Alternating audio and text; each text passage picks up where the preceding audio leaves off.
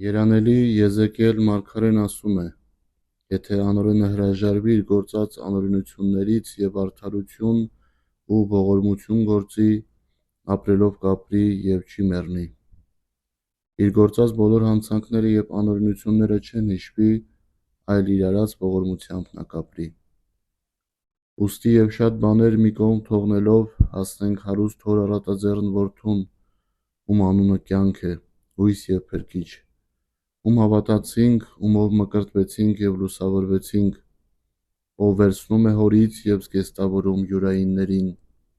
և նրանց ձեռքից բռնելով մտցնում է հոր մոտ։ Ինչ սքանչելիքներ, ինչ երջանիկ ավետիսներ, ինչ անչափ մարդասիրություն։ Մատթեոսը 3 մաքսավոր, անողորմ կողոպտիչ, այսօր ելնելով երկնքում է բազմում։ Պետրոսը Քրիստոսին ուրացող, այսօր գահ բարձրանալով փառավորվում է փառքով։ Պողոսը եկեղեցու հայոյիչ և հալածիչ, այսօր անճառելիների մեջ մտած հանգչում է Աստծո մոտ։